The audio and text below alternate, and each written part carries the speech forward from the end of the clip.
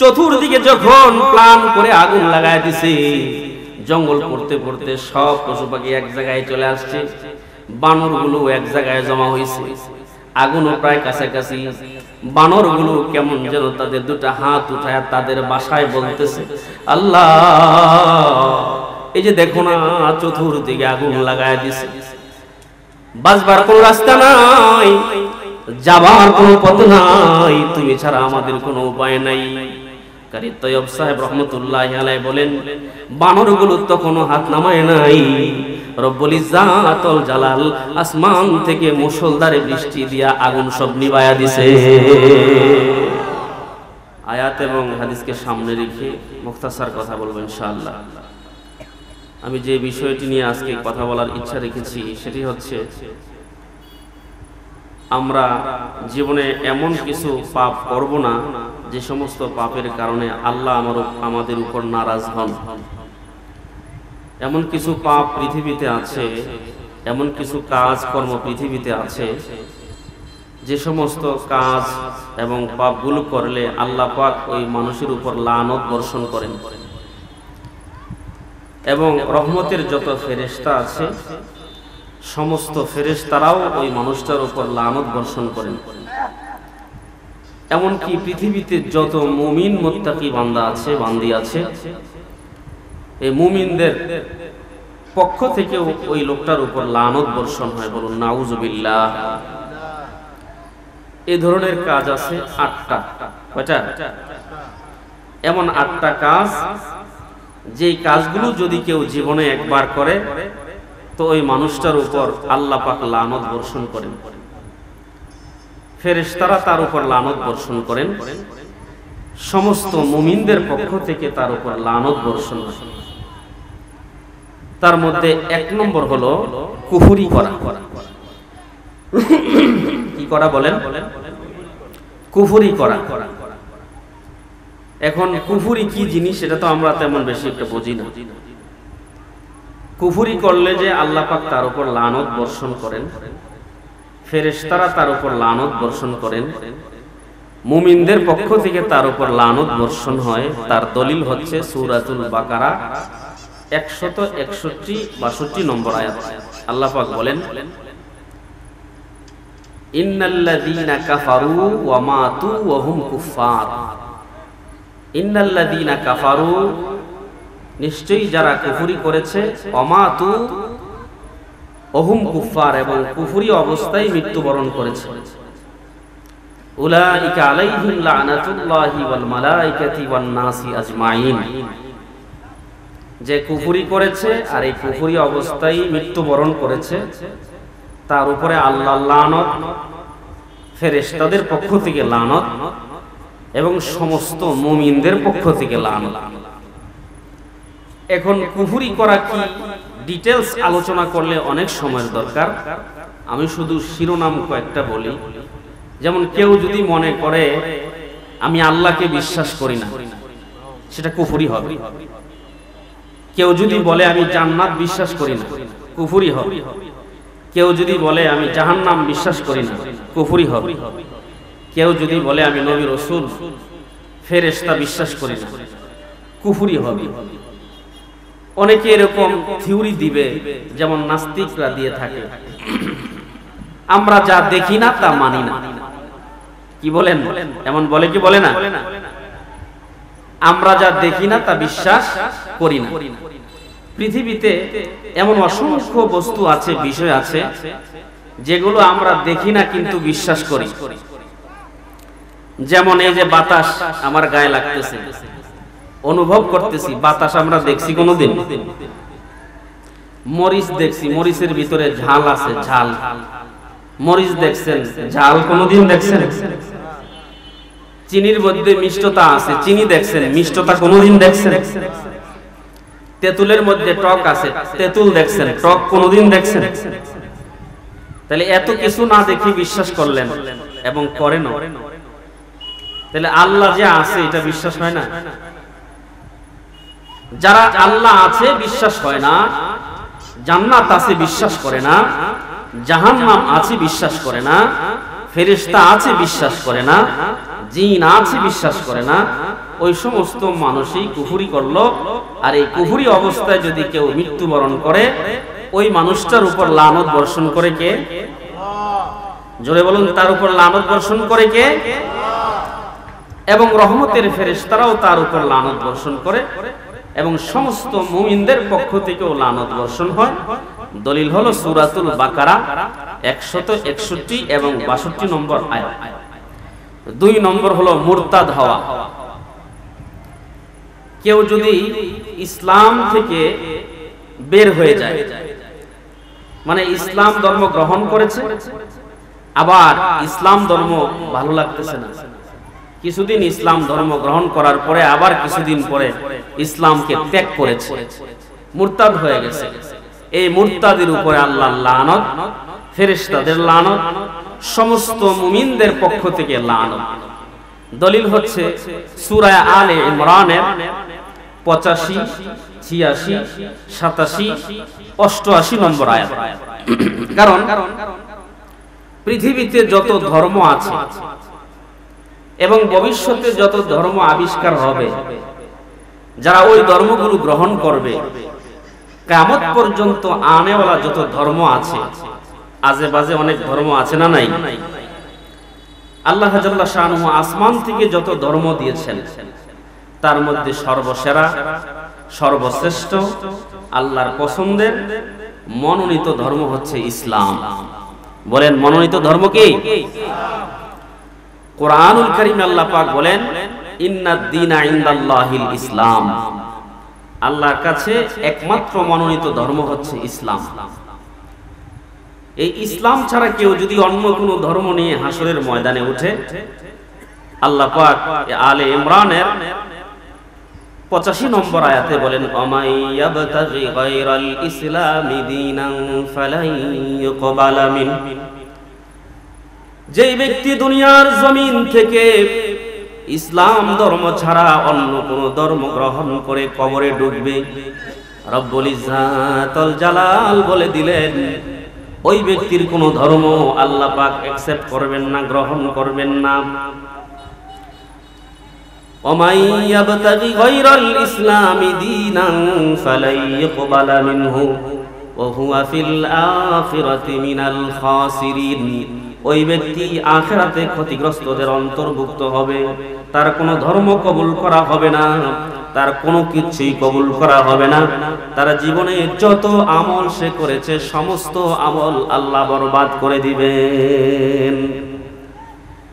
এরপরে রব্বুল ইজ্জাতুল জালাল বলেন, ইসলাম ধর্ম গ্রহণ করার পরে যদি কেউ মুরতাদ হয়ে যায়, কাইফা ইয়াহদিল্লাহু কওমান কাফারু বাদা ঈমানিহিম, কিভাবে ওই কওমকে, ওই সম্প্রদায়কে আল্লাহ হেদায়েত দান করবেন, যেই সম্প্রদায় ঈমান আনয়ন করার পরে আবার ঈমান ছেড়ে দিয়েছে, মুরতাদ হয়ে গেছে।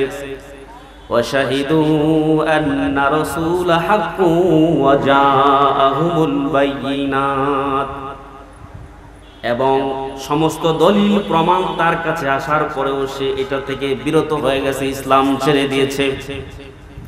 আল্লাহু লা ইয়াহদিল কওমাজ জালিমিন, এমন জালেম সম্প্রদায়কে, জালেম কওমকে আল্লাহ হেদায়েত দান করেন না। উলাইকা জাযাউহুম আন্না আলাইহিম লানাতাল্লাহি ওয়াল মালাইকাতি ওয়ান নাসি আজমাইন, যারা ইসলাম ধর্ম গ্রহণ করে ছেড়ে দিয়েছে ওই সমস্ত লোকদের উপরে আল্লাহর লানত। কার লানত বলেন? আল্লাহর লানত, ফেরেশতাদের পক্ষ থেকে লানত এবং সমস্ত মুমিনদের পক্ষ থেকে তার উপর লানত বর্ষণ হয়। বলুন নাউযুবিল্লাহ। তাহলে ইসলাম আল্লাহর মনোনীত ধর্ম, এই ধর্মকে গ্রহণ করার পরে ছাড়া যাবে না। কেউ যদি ছাড়ে সে মুরতাদ হয়ে গেল, আর মুরতাদ হয়ে গেলে তার উপর লানত বর্ষণ করে কে?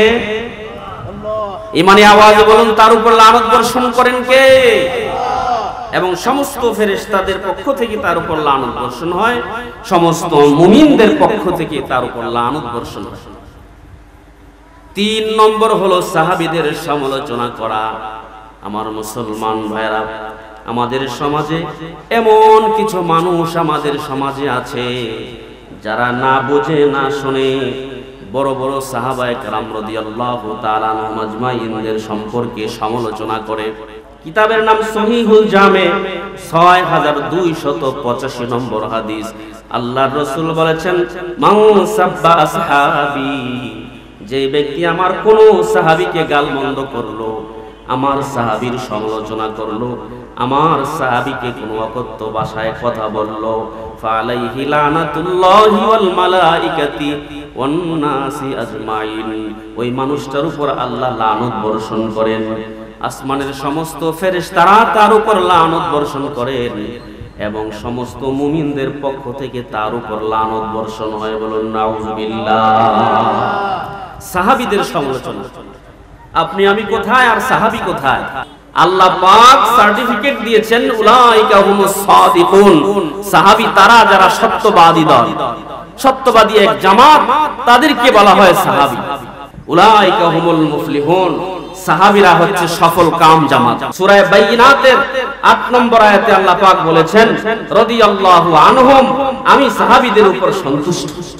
যে সমস্ত সাহাবীদের উপর আল্লাহ সন্তুষ্ট হয়ে গেছেন, এই সমস্ত সাহাবীদের সমালোচনা করলে লানত বর্ষণ করবে কে? বলেন, আমার কথাগুলি কি কঠিন হচ্ছে? তাদের উপর লানত বর্ষণ করবেন কে? এবং সমস্ত ফেরেশতারা তাদের উপর লানত বর্ষণ করেন, এবং সমস্ত মুমিনদের পক্ষ থেকে তাদের উপর লানত বর্ষণ হয়। কারণ সাহাবী ওই সমস্ত লোককে বলা হয়। দেখুন, একটি হাদিসে এসেছে, ইবনে মাজাহ শরীফের 162 নম্বর হাদিস, নবীজি সাল্লাল্লাহু আলাইহি ওয়াসাল্লাম বলেছেন, তোমরা আমার সাহাবীদেরকে গালমন্দ করো না, কারণ সাহাবীদের এক মুহূর্তের ইবাদত তোমাদের 40 বছরের ইবাদতের চাইতেও সেরা। তার মানে সাহাবীদের এক মুহূর্তের ইবাদত আমাদের 40 বছরের ইবাদতের চাইতেও শ্রেষ্ঠ। এক মুহূর্ত কাকে বলে? আমি অনেক ঘাটাঘাটি করে বিষয়টা পেয়েছি যে 24 সেকেন্ডে এক পলক। কত সেকেন্ডে? 24 সেকেন্ডে এক পলক, আর 40 মিনিটে এক মুহূর্ত। সাহাবীদের জীবনের 48 মিনিটের ইবাদত আর আমাদের সাধারণ মানুষের 40 বছরের জীবনের ইবাদতের চাইতেও শ্রেষ্ঠ। সুবহানাল্লাহ। তো সাহাবী কোথায় আর আমি আপনি কোথায়? মুসলিম শরীফের 2541 নম্বর হাদিসে নবীজি সাল্লাল্লাহু আলাইহি ওয়াসাল্লাম বলেছেন, তোমরা মুহাম্মদ সাল্লাল্লাহু আলাইহি ওয়াসাল্লামের সাহাবীদেরকে গালমন্দ করবা না, তোমরা মুহাম্মদ সাল্লাল্লাহু আলাইহি ওয়াসাল্লামের সাহাবীদেরকে গালি দিও না। কেন জানো? নবীজি সাল্লাল্লাহু আলাইহি ওয়াসাল্লাম বলেন, উহুদ পাহাড় সমপরিমাণ স্বর্ণ যদি তোমরা আল্লাহর রাস্তায় দান করো। কোন পাহাড়ের সমান? উহুদ পাহাড় প্রায় 7 মাইল লম্বা। কত মাইল? 2 থেকে 3 মাইল উঁচু। 7 মাইল লম্বা, 2 থেকে 3 মাইল উঁচু একটা পাহাড়কে যদি স্বর্ণ বানায় দেওয়া হয়, আর এই স্বর্ণ যদি আল্লাহকে সন্তুষ্ট করার উদ্দেশ্যে আল্লাহর রাস্তায় দান করা হয়, কি পরিমাণ সওয়াব হবে চিন্তা করা যায়? এত পরিমাণ স্বর্ণ আল্লাহর রাস্তায় দান করলে যেই পরিমাণ সওয়াব হবে, সেইটা তুলনা করলে সাহাবীদের এক মুদের সমান হবে না। সুবহানাল্লাহ। এক মুদ বলছে অথবা অর্ধ মুদ। মুদ এটা আরবি শব্দ, বাংলায় যদি আমরা তরজমা বিশ্লেষণ করি তাহলে 536 গ্রাম। কত গ্রাম? সবাই বলেন। এক মুদ কোন কিছু দান করা, এক মুদ মানে 536 গ্রাম, আর অর্ধ মুদ হইলে 536 এর আর অর্ধেক। সাহাবীরা 536 গ্রাম দান করলে যে পরিমাণ সওয়াব হইছে, আমাদেরকে যদি উহুদ পাহাড় পরিমাণ স্বর্ণ দেয়া দেয় আর ওইটা আমরা আল্লাহর রাস্তায় দিয়ে দেই, সাহাবীদের এই অর্ধমুদের সমান হবে না। সুবহানাল্লাহ। তাহলে ওই সাহাবীদেরকে আপনি গালমন্দ করছেন। মুহররম মাস আসলে অনেকে আবেগের বসে গালি কাকে দিচ্ছে সেটাও সে বুঝতে পারছে না। নবীজির এক সাহাবী আমিরে মুআবিয়া রাদিয়াল্লাহু তাআলা আনহু, যিনি ওহী লেখক ছিলেন, ওহীর রাইটার ছিলেন। আসমান থেকে যখন জিবরাইল ওহী নিয়ে আসতো মুহাম্মদ সাল্লাল্লাহু আলাইহি ওয়াসাল্লাম, সেই ওহী যে সমস্ত সাহাবীদেরকে লেখার দায়িত্ব দিয়েছেন তাদের সংখ্যা হচ্ছে 42 জন। কতজন? আসমানি কালাম লেখার রাইটার যারা ছিলেন তাদের সংখ্যা 42 জন। তাদের মধ্যে অন্যতম সাহাবী হচ্ছে আমিরে মুয়াবিয়া রাদিয়াল্লাহু তাআলা আনহু, যিনি 4 খলিফার পরে রাজত্ব পরিচালনা করেছেন। যদিও তার ছেলে ইয়াজিদ ওইটা খারাপ, এটা আমরা সবাই জানি। তার ছেলে খারাপ হইলে তো তাকে খারাপ বলা যাবে না, কি বলেন ঠিক কিনা? এজন্য ইয়াজিদকে কেন্দ্র করে আমরা একজন নির্ভরযোগ্য সাহাবী, যিনি ওহী লিখতেন, যিনি নবীর কাছে থাকতেন, যিনি জান্নাতের সার্টিফিকেট লাভ করেছেন, যার প্রতি যে সমস্ত সাহাবীদের প্রতি আল্লাহ খুশি হয়ে গেছেন, এই সমস্ত সাহাবীদেরকে আমরা গালমন্দ করছি। এজন্য আল্লাহর রাসূল সরকারে দু জাহান সাল্লাল্লাহু আলাইহি ওয়াসাল্লাম বলেছেন সহিহুল জামে 6285 নম্বর হাদিস, মান সাব্বা সাহাবী, যে আমার সাহাবীকে গালমন্দ করবে, ফালাইহি লানাতুল্লাহি ওয়াল মালাইকাতি ওয়ান নাসি আজমাইন, তার উপরে আল্লাহর লানত, ফেরেশতাদের লানত এবং সমস্ত মুমিনদের পক্ষ থেকে লানত বলি নাউযুবিল্লাহ। এই হলো 3 নম্বর।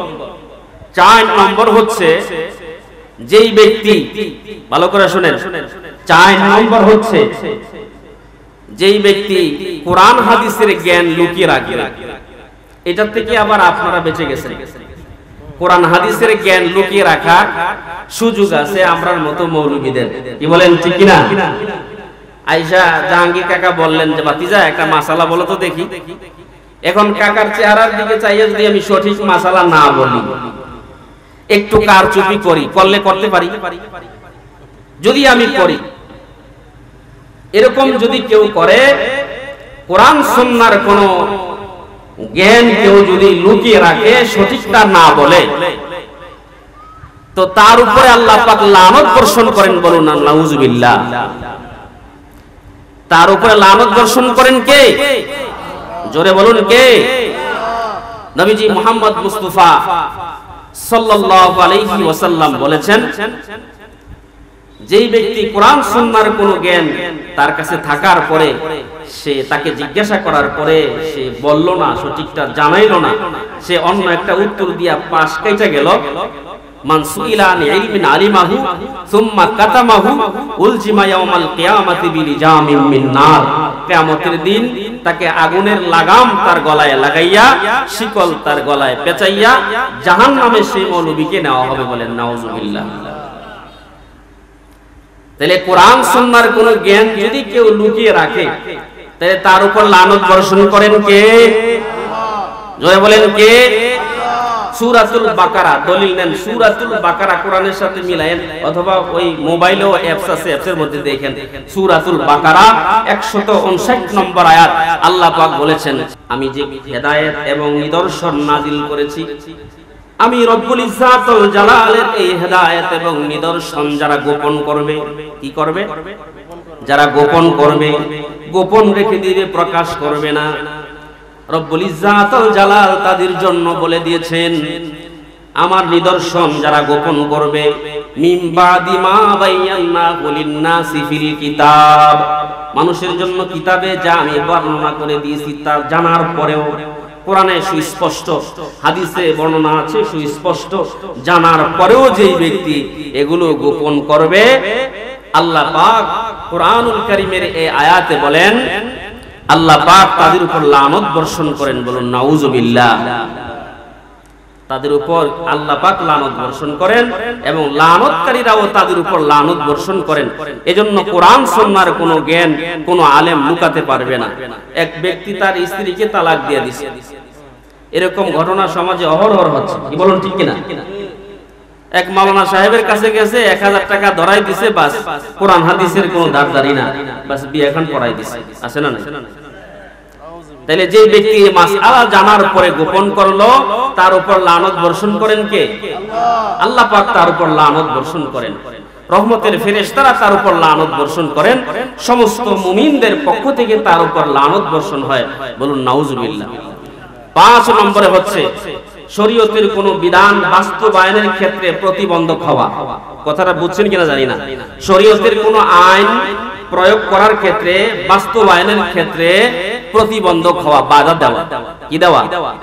বাধা দেওয়া। অসংখ্য উদাহরণ হাদিসে আছে।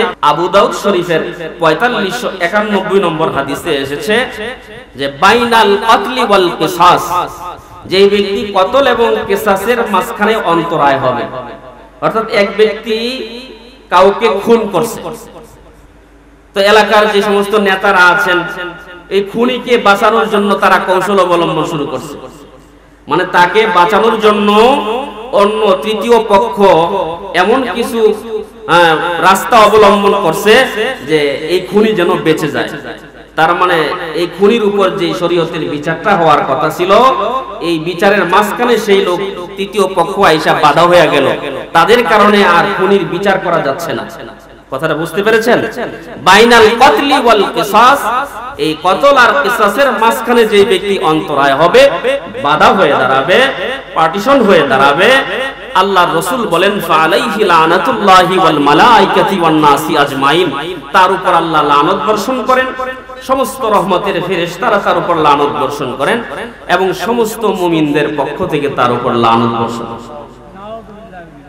6 নম্বর হচ্ছে যেই ব্যক্তি ধর্মের নামে ইবাদত মনে করে কোনো বেদাত সৃষ্টি করবে, ধর্মের নামে ইবাদত মনে করে বেদাত সৃষ্টি করবে, অর্থাৎ যেটা কোরআনেও নাই, হাদিসেও নাই, আল্লাহও বলেন নাই, নবীও করতে বলেন নাই, সাহাবীরাও করেন নাই, এটাকে সওয়াবের কাজ মনে করা, এটাকে আরবিতে বলা হয় বেদাত। কুল্লু বেদাতিন দালালা ওয়া কুল্লু দালালাতিন ফিন্নার। প্রত্যেকটা বেদাত হলো গোমরাহি আর প্রত্যেকটা গোমরাহি হলো জাহান্নামে যাওয়ার রাস্তা। বলেন নাউজুবিল্লাহ। তাইলে যেটা কোরআনে নাই, হাদিসে নাই, শরীয়তে নাই, এমন কোন কাজ সওয়াব মনে কইরা আবিষ্কার করা, এটাকে বলে বেদাত। এমন বেদাত যারা করবে তাদের উপর আল্লাহ লানত বর্ষণ করেন, ফেরেশতারা লানত বর্ষণ করেন, সমস্ত মুমিনরা লানত বর্ষণ করেন। দলিল হইল বুখারী শরীফ। কোন শরীফ? বুখারী শরীফ 3179 নম্বর হাদিস। নবীজি সাল্লাল্লাহু আলাইহি ওয়াসাল্লাম বলেছেন, মান আহাদাতা হাদাসান, যেই ব্যক্তি নতুন কোনো কিছু আবিষ্কার করলো সওয়াবের কাজ মনে কইরা। একটা উদাহরণ দিয়ে নেই মাঝখানে, মাগরিবের ফরজ নামাজ কয় রাকাত? সবাই বলেন।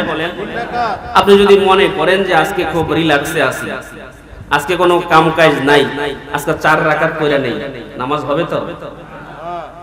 অথবা যদি মনে করেন আজকে খুব প্যারা আছে, জায়জামেলা আছে, আজকে 3 রাকাত পড়ার টাইম নেই, 2 রাকাত কইরা নেই, হবে তো?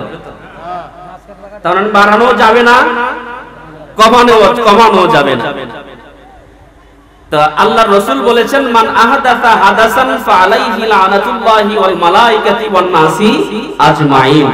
বুখারী শরীফ 3179 নম্বর হাদিস। যেই ব্যক্তি সওয়াবের কাজ মনে কইরা কোনো একটা কাজ কইরা দিল, এটা প্রচলন হয়ে গেল, এটা সওয়াব মনে করে করতে শুরু করলো, তার উপরে লানত বর্ষণ করেন কে? তার উপরে শুধু আল্লাহ লানত বর্ষণ করেন ব্যাপারটা এমন নয়, রহমতের ফেরেশতারাও তার উপর লানত বর্ষণ করেন এবং সমস্ত মুমিনদের পক্ষ থেকেও তার উপর লানত বর্ষণ হয়। বলুন নাউজুবিল্লাহ। সকলে বলি নাউজুবিল্লাহ। তাহলে এরকম বেদাত কি? যেমন কবরকে পাকা করা। কবরকে কি করা? পাকা করা। এই পাকা কবরের উপর চাদর দিয়া ডাইকা রাখা, আছে না নাই? হ্যাঁ, জোরে বলেন, আছে না নাই? জন্ম তারিখ পালন করা, মৃত্যু তারিখ পালন করা, বাপ মা ভাই বোন মারা গেলে 4 দিনের যে অনুষ্ঠান, এটা 40 দিনের যে অনুষ্ঠান, ওইটা, এই ধরনের যত কিছু আছে যেগুলো আমাদের সমাজে প্রচলিত, এগুলো সম্পূর্ণই বেদাত, কোরআন হাদিসে নাই। তবে কোনটা আছে?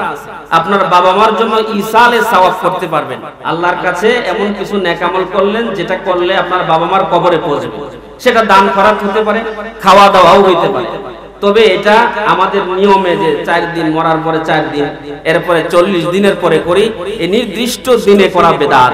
যে কোনো দিনে আপনি বাপ মার নামে গরিব মিসকিন খাওয়াইতে পারেন, সমস্যা নাই, এটার সওয়াব কবরে যাবে। দান খয়রাত করেন, সমস্যা নাই, এটার সওয়াব কবরে যাবে। তবে এই কয়টা আমি আমাদের সমাজের কথা বললাম, এগুলো সমাজে আসে না নাই? তাহলে যে হাদিস থেকে দলিল দিচ্ছি, বুখারী শরীফ 3179 নম্বর হাদিস, এটা নবীজির কথা। তাহলে সমাজে যে সমস্ত বেদাতগুলো চালু আছে, এগুলোর থেকে আমাদের ফিরা দরকার। জোরে বলেন দরকার কিনা? যদি কেউ ফিরবেন না মনে করেন, আমাদের তো আর হাতে লাঠি নাই যে লাঠি দিয়ে আপনাকে আঘাত করব, আর আঘাত করার অনুমতিও নাই। আল্লাহর রাসূল যখন দ্বীনের দাওয়াত দিতেন, মাঝে মধ্যে কাফেররা ইসলাম কবুল না করলে নবীজি মন ধরে থাকতেন। আল্লাহ আয়াত নাজিল করছে, লাস্তা আলাইহিম বিমুসাইতির, নবী আপনারে তো পুলিশ বানায়া পাঠাই নাই যে মারবেন আর ইসলামে নিয়ে আসবেন। আপনাকে পাঠাইছি দাওয়াত দেন, যার কপাল ভালো, যার দুনিয়া আখিরাত ভালো সে কবুল করবে, আর যার নসিব খারাপ সে দূরে থাকবে। ঠিক না ভাই? ঠিক। আমাদের দায়িত্ব বলার, বলে দিচ্ছি, হাসরের ময়দানে বলতে পারবেন না যে আমাদের দেশে দিয়ে কয়েকজন আলেম ছিল ওনারা দিয়ে বলেন নাই, আমরা জীবনেও এগুলো শুনি নাই। 7 নম্বরে হচ্ছে অঙ্গীকার ভঙ্গ করা, ওয়াদা ভঙ্গ করা। এটা আমাদের নিত্যদিনের কাজ। বাবা সন্তানকে ওয়াদা দিল ঠিক নাই, স্বামী স্ত্রীর সাথে ওয়াদা দিল ঠিক নাই, সমাজের কারো সাথে আমাদের কারো ওয়াদা ঠিক নাই। যেমন ওয়াদা ভঙ্গের এক রাজ্যে আমরা বসতি করছি, কি বলেন ঠিক কিনা? অথচ ওয়াদা এমন একটা গুরুত্বপূর্ণ বিষয়। আগে হাদিসটা শোনাই। রাসূল আকরাম সাল্লাল্লাহু আলাইহি ওয়াসাল্লাম বলেছেন, এটাও বুখারী শরীফের হাদিস, 1870 নম্বর হাদিস, বুখারী শরীফ 1870 নম্বর হাদিস, মান আখফারা মুসলিমান, যেই ব্যক্তি কোন মুসলমানের সাথে ওয়াদা ভঙ্গ করে, কোন মুসলমানের সাথে ওয়াদা দিয়ে ওয়াদা ভঙ্গ করে, মান আখফারা মুসলিমান ফালাইহি লানাতুল্লাহি ওয়াল মালাইকাতি ওয়ান নাসি আজমাইন, তার উপর আল্লাহ লানত বর্ষণ করেন, ফেরেশতাদের পক্ষ থেকে তার উপর লানত বর্ষণ হয়, মুমিনদের পক্ষ থেকে তার উপর লানত বর্ষণ হয়। এটা দলিলটা দিয়ে নিলাম। এখন ওয়াদা ভঙ্গ করা, আমাদের সমাজে এই ওয়াদা ভঙ্গের ছড়াছড়ি আছে না নাই? অথচ ওয়াদার ব্যাপারে নবী রাসূলরা কেমন ছিলেন? আপনার নাম শুনেছেন হযরত ইসমাঈল আলাইহিস সালাম, যিনি একজন জলিল কদর পয়গম্বর ছিলেন। উনি ওনার এক বন্ধুর সাথে ওয়াদায় আবদ্ধ হলেন। বন্ধু বলছে, ইসমাঈল আপনি একটু এখানে দাঁড়ান, আমি বাড়ি থেকে একটু আসতেছি। আমার মুসলমান ভাইরা,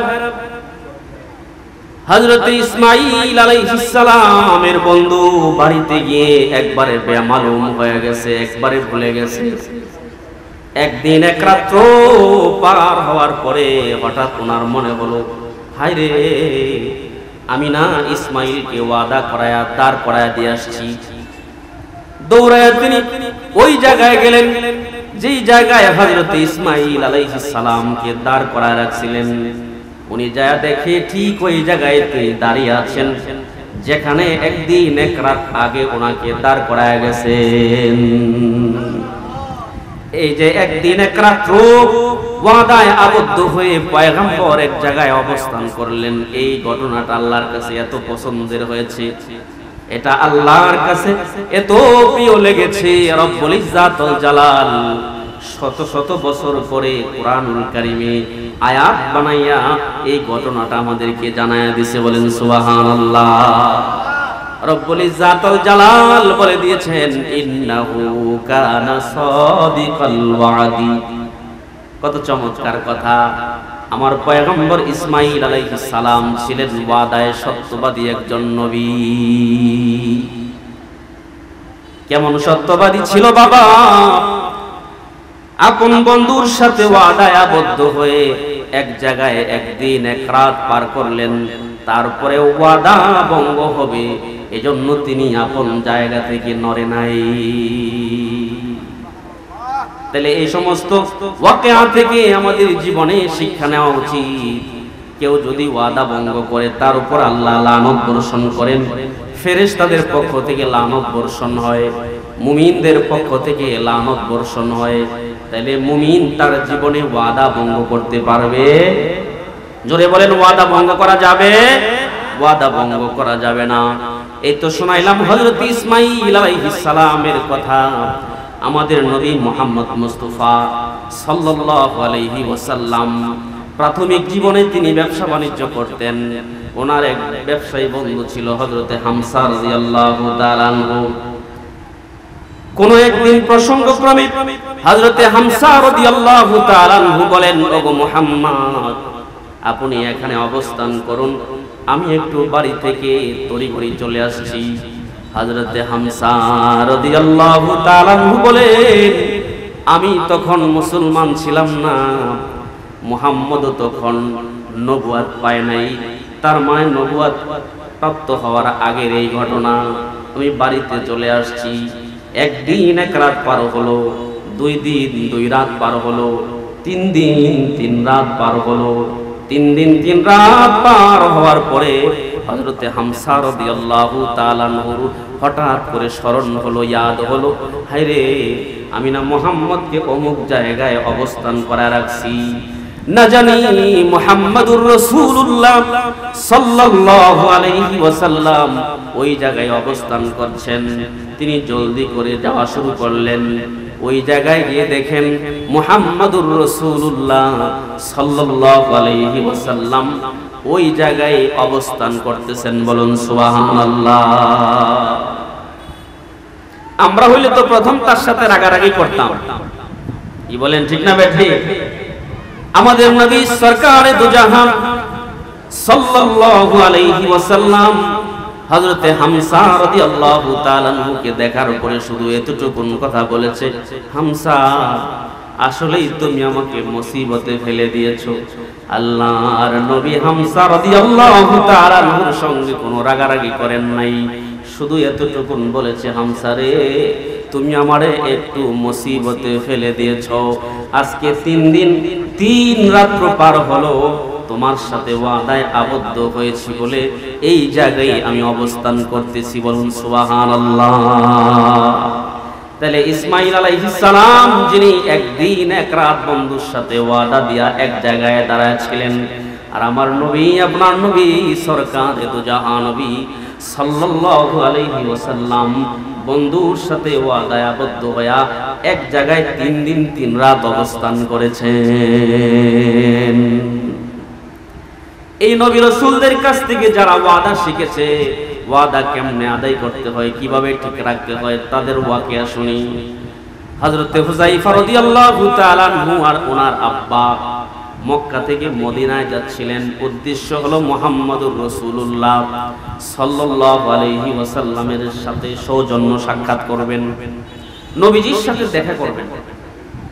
পথিমধ্যে আবু জাহেলের সাথে দেখা। আবু জাহেল কি নবীর বন্ধু না শত্রু? এই জোরে বলেন, বন্ধু না শত্রু? আবু জাহেলের সাথে দেখা। আবু জাহেলের সাথে দেখা। আবু জাহেল বলতেছে, হুযায়ফা এই মুহূর্তে তুমি কোথায় যাচ্ছ? তো আমরা মক্কা থেকে মদিনায় যাচ্ছি, মুহাম্মদুর রাসূলুল্লাহ সাল্লাল্লাহু আলাইহি ওয়াসাল্লামের সাথে একটু দেখা করব। আবু জাহেল বলতেছে, হুযায়ফা তুমি যদি আমার সাথে ওয়াদায় আবদ্ধ হও, মক্কা থেকে মদিনায় যাইবা, মদিনায় যাইয়া মুহাম্মদকে দেখেই চলে আসবা, মুহাম্মদের পক্ষ হইয়া, মুসলমানদের পক্ষ হইয়া আমাদের বিরুদ্ধে যুদ্ধ করবা না। এই ওয়াদা যদি তুমি দিতে পারো, এই ওয়াদা দিয়া তুমি যাইতে পারো, তোমাকে অনুমতি দেওয়া হবে। কারণ আবু জাহেলও জানে যে মুসলমানরা ওয়াদা দিলে ওয়াদা ভাঙে না। মুসলমানরা কি ওয়াদা ভাঙে? মুসলমানরা ওয়াদা ভাঙে না, এটা আবু জাহেলও বুঝতো। তুমি যদি যেতে চাও তাহলে ওয়াদা দিয়ে যাও। তা ঠিক আছে, ওয়াদা দিলাম, মদিনায় যাব, শুধুমাত্র নবীজির চেহারা দর্শন করে চলে আসব। আমরা মুসলমানদের পক্ষ নিয়ে নবীর সঙ্গে তোমাদের বিরুদ্ধে যুদ্ধ করতে আসব। রাস্তায় নবীজির দেখা, উদ্দেশ্য দেখা ফেলছে, মন ঠান্ডা। এবার হুযায়ফা রাদিয়াল্লাহু তাআলা আনহু বলেন, পয়গম্বর আমার মনে একটা তামান্না ছিল, আমার দিলে একটা আকাঙ্ক্ষা ছিল, আজকের দিনে আপনার সঙ্গে আমি যুদ্ধের ময়দানে শরীক হয়ে কাফের মুশরিক বেদিনদের বিপক্ষে আমি যুদ্ধ করে জান্নাত লাভ করব। একটু আগে আমি রাস্তায় আবু জাহেলের সাথে ওয়াদায় আবদ্ধ হয়ে আসছি, শুধুমাত্র আপনার নুরানি চেহারা দেখেই আবার মক্কায় চলে যাব। আমরা ওয়াদা করে আসছি যুদ্ধের ময়দানে যাব না। ওগো নবী, মন তো চায় যুদ্ধের ময়দানে যেতে, কিন্তু আবু জাহেলের সাথে তো ওয়াদা দিছি না যাওয়ার, এখন কি করি একটু পরামর্শ দেন। আল্লাহর নবী বলেন, হুযায়ফা তুমি আর তোমার বাবা যেহেতু আবু জাহেলের সাথে ওয়াদায় আবদ্ধ হয়ে আসছো, ওয়াদা দিয়ে আসছো যুদ্ধে যাবা না, আমি মুহাম্মাদুর রাসূলুল্লাহ তোমাদেরকে যুদ্ধের ময়দানে নিয়া তোমাদের ওয়াদার বরখেলাপ করাইতে পারি না। সুবহানাল্লাহ। কত সংকটময় মুহূর্ত, কত সংকটময় মুহূর্ত। মুসলমানদের রসদপত্র নাই, মুসলমানদের সোলজার নাই। এই মুহূর্তে দুইজন লোক হইলে কতই না ভালো হতো, কিন্তু মুহাম্মাদুর রাসূলুল্লাহ সাল্লাল্লাহু আলাইহি ওয়াসাল্লাম বললেন যে ওয়াদা ভঙ্গ করাইয়া যুদ্ধের ময়দানে আমি মুহাম্মাদুর রাসূলুল্লাহ তোমাদেরকে নিতে পারি না। সুবহানাল্লাহ বলেন। একজন কাফেরের সাথে ওয়াদা দিয়েছিল মুসলমান, সেটাও নবী ভাঙে নাই। আর আজকে আমরা মুসলমান হয়ে মুসলমানদের ওয়াদার কোনো ঠিক নাই। সকাল সন্ধ্যা আমরা ওয়াদার বরখেলাপ করে চলছি। নিজের আপন সন্তানের সাথে ওয়াদা ভঙ্গ করছি, স্বামী স্ত্রীর সাথে, স্ত্রী স্বামীর সাথে, ভাই ভাইয়ের সাথে, বন্ধু বন্ধুর সাথে, সমাজবাসী আরেক সমাজবাসীর সাথে কারো ওয়াদা ঠিক নেই। কি বলেন, ঠিক না বেঠিক? আমরা তো সারা জন্য ওয়াজ শুনতেই আছি, ওয়াজ তো কোনো কাজে লাগাইলাম না। ওয়াজ কিছু কাজে লাগাতে হবে। এই যে ছোট্ট একটা বিষয় ওয়াদা পালন করা, যদি পালন না করেন, দলিল সহ পেশ করলাম বুখারী শরীফ 1870 নম্বর হাদিস, মান আখফারা মুসলিমান, যে ব্যক্তি কোন মুসলমানের সাথে কৃত ওয়াদা ভঙ্গ করলো, ফালাইহি লানাতুল্লাহি ওয়াল মালাইকাতি ওয়ান নাসি আজমাইন, তার উপর আল্লাহ লানত, ফেরেশতাদের পক্ষ থেকে লানত, সমস্ত মুমিনদের পক্ষ থেকে লানত। বলুন নাউজুবিল্লাহ। আমরা আমাদের জীবনে ওয়াদার ব্যাপারে আমরা সজাগ হব, ওয়াদার ব্যাপারে আমরা সচেতন হব, পারবো না ইনশাআল্লাহ? দেখুন আমাদের পূর্বপুরুষরা বুজুর্গরা কেমন ছিলেন। লুৎফুর রহমান সাহারানপুরী রহমতুল্লাহি আলাইহি, অনেকে হয়তো নামও শুনেছেন। তিনি ওনার সপরিবারে এক জায়গায় বেড়াইতে যাচ্ছিলেন, পথিমধ্যে ডাকাতে ধরছে। ডাকাতরা বলতেছে, আমরা তোমাদের যত স্বর্ণ গহনা টাকা পয়সা আছে সব নিয়ে যাব। লুৎফুর রহমান সাহারানপুরী রহমতুল্লাহি আলাইহি বলেন, ডাকাত দলের সর্দার, আপনার উদ্দেশ্য তো স্বর্ণ গহনা টাকা পয়সা, তাহলে আমার পরিবারের নারী সদস্যের উপর আপনারা টাচ করেন না, স্বর্ণ গহনা যা আছে আমি ওয়াদা দিলাম সব আপনারা দিয়ে দিবেন। সুবহানাল্লাহ বলেন। ডাকাতকে বেশ ভালো কথা, জোর জবরদস্তি ছাড়া যদি সব দিয়া দেন তাইলে আমাদের দরকারটা কি? আমাদের যা দরকার তা পাইলেই হইল। তো লুৎফুর রহমান সাহারানপুরী রহমতুল্লাহি আলাইহি একটা চাদর বিছায়া পরিবারের সবাই বলছে, যার কাছে যত টাকা পয়সা স্বর্ণ গহনা আছে সব এখানে রাখো। রাইখা এগুলোর পুটলি বানাইয়া ডাকাত দলের সর্দারের হাতে দিয়ে দিয়েছে। ডাকাতরাও যাইতেছে, ওনারাও ওনাদের গন্তব্য দিকে যাচ্ছে। কিছু দূর যাওয়ার পরে ছোট্ট একটা নাতি কয়, দাদু একটা কাজ তো করছি। কয় কি? কয় এই যে দেখেন আমার হাতে একটা আংটি, এটা তো দেই নাই, আমি রাইখে দিছি। আমরা হইলে কি করতাম? সাব্বাস দিতাম, বলে সাব্বাস বেটা, সাব্বাস বেটা, তুই হইলে আমার বংশের বাতি। কি বলেন, ঠিক কিনা? তাকে বাহবা দিতাম, কারণ সে চুরিতে এক্সপার্ট। কারণ যেই ছেলেটা ঘরে চুরিদারি করে পয়সা আনতে পারে, এই ছেলের বাবা আদর করে বেশি। আর যেটা টাকা পয়সা ইনকাম করতে পারে না, টাকা নাই, টাকা না দিলে তো মা বাবাও খুশি হয় না। কি বলেন, ঠিক কিনা? কিন্তু লুৎফুর রহমান সাহারানপুরী রহমতুল্লাহি আলাইহি বলতেছেন, দাদুজি তুমি তো আমারে দিছো আটকাইয়া, হাসরের ময়দানে আল্লাহ পাকের আদালতে আল্লাহ যদি জিজ্ঞাসা করে, ডাকাত দলের সর্দারের সাথে না ওয়াদা দিছিলি সব স্বর্ণ গহনা দিয়ে দিবি, একটা আংটি যে রেখে দিলি, আমি কি জবাব দিব? তাড়াতাড়ি আংটিটা খুলে দাও। এই আংটিটা নিয়ে দৌড়াইয়া ডাকাত দলের সর্দারকে ডাকতেছে, পিছন থেকে ডাইকা ওনারে দাঁড় করাইছে। দাঁড় করানোর পরে ডাকাত দলের সর্দার বলছে, কি হয়েছে বলেন? এই যে একটা আংটি রয়ে গেছে, এটা ফেরত দিতে আসছে। জোরে বলেন না সুবহানাল্লাহ। আমার মুসলমান ভাইরা, ঠিক ওই মুহূর্তে ডাকাত দলের সর্দারের দিলটাকে আল্লাহ পাল্টায় দিছে। কেমন যেন একটা কুদরতি ঢেউ তার কলবে ঢুকে গেছে। হায় হায় লুৎফুর রহমান রে, যেই মালিকের দেয়া আসমানের নিচে জমিনের উপরে তুমি বসতি করো, আল্লাহর দেয়া রিজিক তুমি ভক্ষণ করো, সেই আল্লাহর দেয়া আসমানের নিচে জমিনের উপরে আমরাও তো বাস করি, তার দেয়া রিজিক আমরাও তো খাই। আমরা কেমন নাদান, মানুষের উপরে জুলুম নির্যাতন নিপীড়ন করে অর্থ সম্পদ আত্মসাৎ করি, আর তুমি একটা আংটি ওয়াদায় আবদ্ধ হয়ে এটা ফেরত দিতে আসছো। যাও লুৎফুর রহমান সাহারানপুরি, দিলটা পরিবর্তন হয়ে গেছে, ওয়াদা দিলাম জীবনে আর কোনোদিন চুরি ডাকাতি করব না। মুসলমানের এক ওয়াদা রক্ষার্থে ডাকাত দলের সরদার মুসলমান হয়ে গেছে, তার মানে পরিশুদ্ধ হয়ে গেছে, জীবনে আর সে ডাকাতি করবে না। ডাকাত দলের সরদার যখন সোজা হয়ে গেছে, লগে যেগুলো আছে, সাথে যেটি আছে, ওস্তাদ আপনার ভয়ে না আমরা আপনার লগে পিছে থাকি, আমরাও ভালো হয়ে গেলাম। সুবহানাল্লাহ। লুৎফুর রহমান সাহারানপুরি রহমতুল্লাহি আলাইহির একটা ওয়াদা রক্ষার এই ছোট্ট ইতিহাস থেকে ডাকাত দলের সরদার এবং তার সাথী যারা ছিল সকলেই ভবিষ্যতের জন্য একদম ভালো মানুষ হয়ে গেছে। বলেন সুবহানাল্লাহ। এটা আমি আপনিও পারি যদি জীবনে ওয়াদা রক্ষার ক্ষেত্রে একটু সজাগ হই, একটু সচেতন হই। নিজে সচেতন হলে নিজের সমাজ সচেতন হবে, নিজের রাষ্ট্র সচেতন হবে। ওয়াদা রক্ষার ক্ষেত্রে যদি আমরা একটু গাফেল হই তো লানত বর্ষণ করবেন কে? আল্লাহ পাক লানত বর্ষণ করবেন, ফেরেশতারা লানত বর্ষণ করবেন, সমস্ত মুমিনদের পক্ষ থেকে লানত বর্ষণ করবেন। তাইলে ওয়াদার ক্ষেত্রে আমরা সজাগ থাকবো তো ইনশাআল্লাহ? এই জোরে বলুন, থাকবো তো ইনশাআল্লাহ? কারা কারা থাকবো হাত উঠাই। নারায়ে তাকবীর, নারায়ে তাকবীর। আল্লাহ কবুল করুন, সকলে বলি আমিন। হাত নামান। 8 নম্বরটা শোনায় দেই, যার শিরোনামটা হলো কেউ তার জন্মদাতা পিতাকে ব্যতি রেখে। ভালো করে বুঝেন, জন্মদাতা পিতার পরিচয় ব্যতি রেখে অন্য কোন পুরুষকে পিতৃ পরিচয় দেওয়া। কথা বুঝতে পেরেছেন?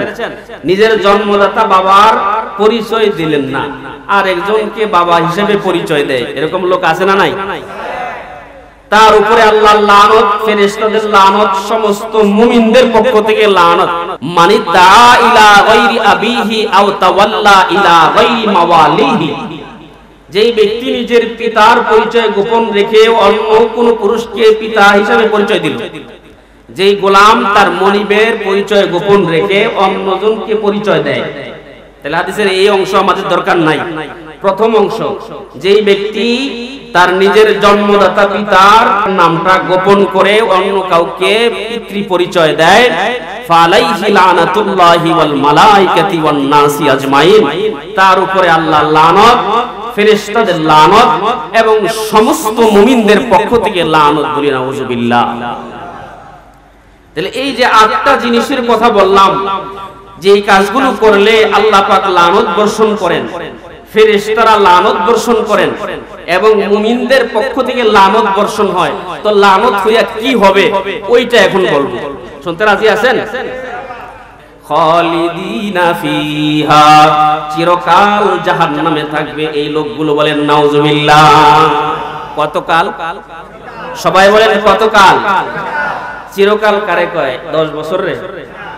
50 বছরকে? যেই কালের শুরু আছে শেষ নাই, একে বলে চিরকাল। চিরকাল সে জাহান্নামে থাকবে। দুনিয়ার আগুনের চাইতে জাহান্নামের আগুনের পাওয়ার হইল 70 গুণ বেশি। কত গুণ? 70 গুণ বেশি। তো এত বেশি পাওয়ার কেমনে হইল? আল্লাহ পাক ফেরেশতাদেরকে বলেন, ও ফেরেশতারা, এই জাহান্নামীদেরকে, এই কাফেরদেরকে, এই নাফরমানদেরকে জ্বালানোর জন্য একটু আগুনে একটু তাপ দিতে থাকে, একটু হিট কর, গরম করো। আল্লাহর নবী বলেন, উকিদা আলান নারি আলফা সানাতিন, এই আগুনকে 1000 বছর ফেরেশতারা তাপ দিলেন। হাত্তা ইহমাররাত, 1000 বছর সেই আগুনকে তাপ দেওয়ার পরে আগুনের রংটা হয়ে গেছে লাল। ফেরেশতারা গিয়ে বলে, রব্বে কারীম, একদিন নয়, দুদিন নয়, 1000 বছর তাপ দিলাম, দেখেন এটা হবে কিনা। আল্লাহ পাক ফেরেশতাদেরকে বলবেন, না না, নাফরমানকে জ্বালানোর জন্য, জালেমদেরকে জ্বালানোর জন্য এই আগুনে হবে না, আরো গরম করো, আরো তাপ দাও, আরো হিট করো। সুম্মা উকিদা আলাইহা আলফা সানাতিন, আরো 1000 বছর তাপ দিছে। হাত্তা আবিয়াদ্দাত, ওই লাল আগুনটা এবার সাদা হয়ে গেছে। এবার ফেরেশতারা গিয়ে বলে, আল্লাহ, এই যে সাদা করে আনলাম লাল আগুনটা কি হবে কিনা? আল্লাহ পাক বলবেন, না না, নাফরমানকে জ্বালানোর জন্য এই আগুন দিয়ে হবে না, এই আগুন দিয়ে নাফরমানকে জ্বালালে হবে না, আরো কঠিন করে তোমরা প্রজ্বলিত করো, আরো তাপ দিতে থাকো, আরো গরম করতে থাকো। সুম্মা উকিদা আলাইহা আলফা সানাতিন, এরপরে ফেরেশতারা আরো 1000 বছর তাপ দিল। তাহলে কয় হাজার বছর হইছে? 3000 বছর তাপ দেওয়ার পরে হাত্তা ইসওয়াদ্দাত, এবার জাহান্নামের আগুনের রংটা হয়ে গেছে কুচকুচে কালো। দুনিয়ার আগুনের রং হয়েছে সাধারণ সামান্য একটু হালকা লালচে, আর জাহান্নামের আগুন হবে কুচকুচে কালো। বলেন জাহান্নামের আগুনের রংটা কি হবে? জোরে বলেন কি হবে? হাত্তা ইসওয়াদ্দাত, জাহান্নামের আগুনের রংটা হবে কালো। আমার মুসলমান ভাইরা, ওই জাহান্নামের কত গভীরতা হবে। নবীজির সাহাবীরা বলেন, আমরা একবার নবীর সাথে বসা ছিলাম, কুন্না মা রাসূলিল্লাহি সাল্লাল্লাহু আলাইহি ওয়াসাল্লাম, আমরা একবার নবীর সঙ্গে বসা ছিলাম। এমন সময় আকস্মিক একটা আওয়াজ হইল, হঠাৎ একটা বিকট আওয়াজ হইল। আমরা সাহাবায়ে কেরামরা বসে আছি, ভীত সন্ত্রস্ত হয়ে গেলাম। নবীজি সাল্লাল্লাহু আলাইহি ওয়াসাল্লাম বলেন, ও সাহাবীরা, তোমরা কি জানো এই আওয়াজটা কিসের? সাহাবীরা বলে, আল্লাহ ওয়া রাসূলুহু আ'লাম, আল্লাহ এবং তার রাসূলই ভালো জানে এটা কিসের আওয়াজ, আমরা তো তেমন জানি না। আল্লাহর রাসূল বলেন, হাদা হাজারুন রুমিয়া ফিন নার, এটা হলো একটা পাথর, যে পাথরটা জাহান্নামে ফেলানো হয়েছে। এই পাথরটাকে জাহান্নামের মুখ থেকে জাহান্নামে নিক্ষিপ্ত করা হয়েছে। জাহান্নামে নিক্ষিপ্ত করার পর মুনজু ৭০ খরিফা, ৭০ বছর সময় অবধি পার হওয়ার পরে আজকে যায় জাহান্নামের তলায় যায় ঠেকছে। নাউজুবিল্লাহ বলেন।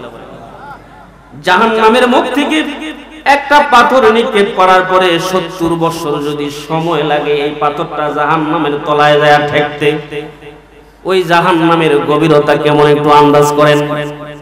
অনেকে অনেক সময় খেয়াল করতে মনে মনে কয় ধাক্কা দিয়ে ফালাই দিলে দৌড়াইয়া উঠাইয়া বড় মনে কি আসা যাবে? ধাক্কা দিয়ে যদি ফেরেশতারাই আগুনে ফালায়, দৌড়াইয়া কি আসার সুযোগ আছে? একটা পাথর, মানুষের চাইতে পাথর আরো স্পিডে চলে, কি বলেন ঠিক কিনা? একটা পাথর যদি জাহান্নামের মুখ থেকে ফেললে ৭০ বছর সময় লাগে তার তলায় যায় ঠেকতে, তাহলে মানুষে ফালাইলে আরো বেশি সময় লাগবে, কি বলেন ঠিক কিনা? এই হলো জাহান্নামের গভীরতা। জাহান্নামের আগুনের রং হইল কুচকুচে কালো। এবার জাহান্নাম তার চতুর্দিকে বেষ্টনী করা থাকবে, দেয়াল দেয়া থাকবে। এই যে একটা কাপড়ের দেয়াল আছে, এটা কয়েক সুতার মাত্র, কি বলেন ঠিক কিনা? আমার মুসলমান ভাইরা, নবীজি সাল্লাল্লাহু আলাইহি ওয়াসাল্লাম বলেছেন জাহান্নামের দেয়ালগুলো কত মোটা হবে। আল্লাহর রাসূল বলেছেন একটা মানুষ তার আপন জায়গা থেকে ৪০ বছর পর্যন্ত হাঁটলে যতটুকু দূরে যেতে পারবে। কত বছর? ৪০ বছর এক জায়গা থেকে হাঁটা শুরু করলে যতটুকু দূরে যেতে পারবে অতটুকুন হইল একটা দেয়াল মোটা। এমন চারদিকে 4টা মোটা মোটা দেয়াল থাকবে, এত গভীর থাকবে, কুচি কুচি কালো কালো, কুচকুচে কালো, একদম একদম নিকষ কালো থাকবে জাহান্নামের আগুন। এমন অন্ধকার আগুনে কোন নাফরমানকে একবার ফালানোর উপরে কি অবস্থা হবে চিন্তা করুন। এবার আসুন দুনিয়ার আগুনের সাথে ওই আগুনটা একটু কম্পেয়ার করি। দুনিয়ার আগুন হাতে লাগলে হাত পোড়ায়, কি বলেন ঠিক কিনা? পায়ে লাগলে পা পোড়ায়, আপনার মাথার চুলে লাগলো চুল পুড়ছে কিন্তু পায়ের তালু পড়বে না। দুনিয়ার আগুনের ধর্ম হলো যেই জায়গায় টাচ করবে ওই জায়গা পড়বে। আর এই জাহান্নামের কুচকুচে নিকষ কালো আগুনের ধর্ম হচ্ছে মানব দেহের কোন জায়গায় টাচ হওয়ার সঙ্গে সঙ্গে কলিজা পর্যন্ত গুনাহ হয়ে যাবে। বলেন নাউজুবিল্লাহ। কলিজা পর্যন্ত গুনাহ হয়ে যাবে। তাহলে চিন্তা করুন, এমন আগুন বরদাস্ত করা সম্ভব? এই জোরে বলেন সম্ভব? তাহলে কি মন মতো করা যাবে? নাকি কোরআনে যেভাবে বলা হয়েছে, হাদিসে যেভাবে বলা হয়েছে ওইভাবেই করতে হবে? হ্যাঁ, যেগুলো আমরা পেছনে করেছি, কথায় আছে যত যে কার লিয়া উসে তুমি ইয়াদ না কর, খাকে ডালা আগ লাগা নাম নালে ইয়াদ না। যা তুমি করেছো এগুলো গাঁটটি বাঁধা আগুন লাগায়া শেষ করে দাও, পেছনের গুলো আর স্মরণ করার দরকার নাই। আল্লাহর কাছে ক্ষমা চাও, আল্লাহ পাক অবশ্যই অবশ্যই ক্ষমা করে দিবে, কোনো সন্দেহ নাই। ঠিক না বেটা? জোরে বলেন আল্লাহ ক্ষমা করবেন কিনা? আর আল্লাহর কাছে চাইলে আল্লাহ দেয় কিনা বলেন তো? আরে কেমনে বুঝাইবো আমার দেশের ভাইরা? আল্লাহর কাছে যদি কাফিরও চায় আল্লাহ কাফিরকেও দেয়। বলেন সুবহানাল্লাহ। যেমন তাফসীর ইবনে কাসির থেকে একটু কথা শোনাই। মুহাম্মদ সাল্লাল্লাহু আলাইহি ওয়াসাল্লামের জামানায় আবু জাহেল এলান করছে, এই আমার কোন লোক, আমার সমাজের কোন মানুষ মুহাম্মদের সামনে আসবে না। কেন? মুহাম্মদ বড় জাদুকর, মুহাম্মদের সামনে আসলেই তার জাদুতে আটকাইয়া সে মুসলমান হয়ে যায়, তোমরা কেউ মুহাম্মদের সামনে যাবে না। যে কথা সেই কাজ। আবু জাহেলের ছেলে ছিল ইকরামা, তিনি পরবর্তীতে মুসলমান হয়েছেন। সুবহানাল্লাহ বলেন। এই ইকরামা রাদিয়াল্লাহু তাআলা আনহু তখন মুসলমান ছিলেন না, উনি যুবক ছিলেন। আরো কিছু যুবক নিয়া বলতেছে, চলো, বাবা বলছে মুহাম্মদের সামনে পড়লেই নাকি কালেমা পড়া লাগে, আমরা এই আরব দেশ ছাইরা এই আরব সাগর পাড়ি দিয়ে অন্য এলাকায় চলে যাব। যারা ভূগোল নিয়ে রিসার্চ করছেন, ভূগোল সম্পর্কে জানেন, শিক্ষিত মানুষ এখানে অনেকে আছেন। আরব এমন একটা ভূখণ্ড, একদিকে মাটি, তিন দিকেই পানি। কি বলেন, ঠিক কিনা? যেটাকে আরব উপদ্বীপ বলা হয়। তিন দিকে পানি, একদিকে শুধু মাটি, মরুভূমি। তো চলো আমরা আরব ছেড়ে অন্য এলাকায় চলে যাই। জাহাজে উঠছে, চলে যাবে। সাগরের মাঝখানে যাওয়ার পরে তরঙ্গ তুফান শুরু হয়েছে। আমার মুসলমান ভাইরা, মেঘনার মাঝখানে জীবনে কোনোদিন যদি তুফানের সামনে আপনি পড়ে থাকেন, ঝড় তুফানের কবলে পড়ে থাকেন, তাহলে সামান্যতম হইলেও অনুধাবন করতে পারবেন যে আসলে বিষয়টা কত বিষণ্ণত।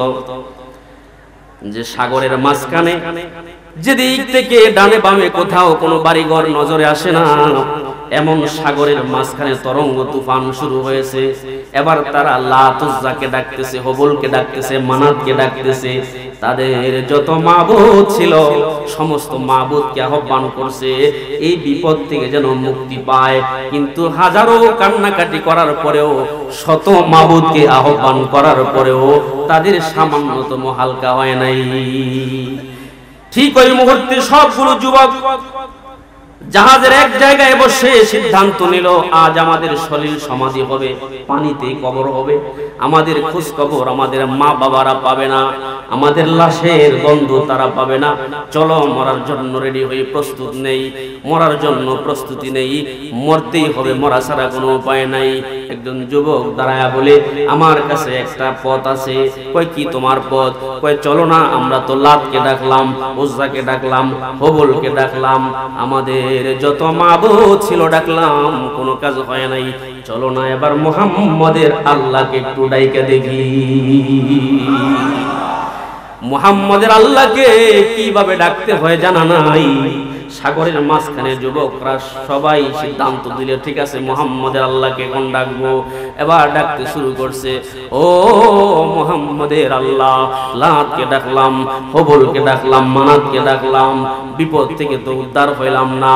ও গো মুহাম্মদের আল্লাহ, এই মুহূর্তে সাগরের তরঙ্গ থেকে, তুফান থেকে আমাদেরকে বাঁচাও। এই কাফের যুবকগুলো আমার আল্লাহকে ডাকতে দেরি, সাগর তরঙ্গ তুফান থামাইয়া দিতে আল্লাহ দেরি করেন নাই। তাহলে তারা সবাই কাফের ছিল। কাফেররা ডাকলেও আল্লাহ পাক শুনে, আর আমরা তো আল্লাহর বান্দা, ঠিক না ভাই? ঠিক। এই আল্লাহ ডাকলে শুনে কি শুনে না? কেমনে যেন বুঝাইতাম। আল্লামা কারি তৈয়ব সাহেব রহমতুল্লাহ আলাই ওনার খুতুবাতে হাকিমুল ইসলামে লেগেছে যে বর্মি এলাকায় বানরের বড় উৎপাত। বানর আপনারা দেখেন নাই? দেখেছেন? এই বানরের উৎপাত। সিদ্ধান্ত হয়েছে কি করারে? কয়, বানরের জ্বালায় কাপড় চোপড় শুকাইতে দিলে নিয়ে যায়, মাথার টুপি নিয়ে যায়, খাবার রাখলে নিয়ে যায়। অতিষ্ঠ হয়ে সিদ্ধান্ত নিয়েছে যে জঙ্গলের চতুর্দিকে পেট্রোল দিয়ে আগুন লাগাই দেই, জঙ্গল শেষ, বানরও শেষ। চতুর্দিকে যখন প্ল্যান করে আগুন লাগাই দিছে, জঙ্গল পড়তে পড়তে সব পশু পাখি এক জায়গায় চলে আসছে, বানরগুলো এক জায়গায় জমা হয়েছে, আগুনও প্রায় কাছাকাছি। বানরগুলো কেমন যেন তাদের দুটা হাত উঠায় তাদের বাসায় বলতেছে, আল্লাহ, এই যে দেখো না চতুর্দিকে আগুন লাগায় দিছে, বাঁচবার কোন রাস্তা নাই, যাবার কোন পথ নাই, তুমি ছাড়া আমাদের কোনো উপায় নাই। কারি তৈয়ব সাহেব রহমতুল্লাহ আলাইহি বলেন, বানরগুলো তখনও হাত নামায় নাই। রব্বুল ইজ্জাতুল জালাল আসমান থেকে মুষলধারে বৃষ্টি দিয়া আগুন সব নিভায়া দিছে। হাইওয়ান বাসা নেই, একটা জানোয়ার আল্লাহর কাছে বলছে আল্লাহ পাক বৃষ্টি দিয়া সব আগুন বন্ধ করে দিয়েছে। সুবহানাল্লাহ বলে। তাহলে আল্লাহর কাছে চাইলে আল্লাহ দেয় কিনা? তাহলে আমাদের চাওয়া উচিত কার কাছে বলুন?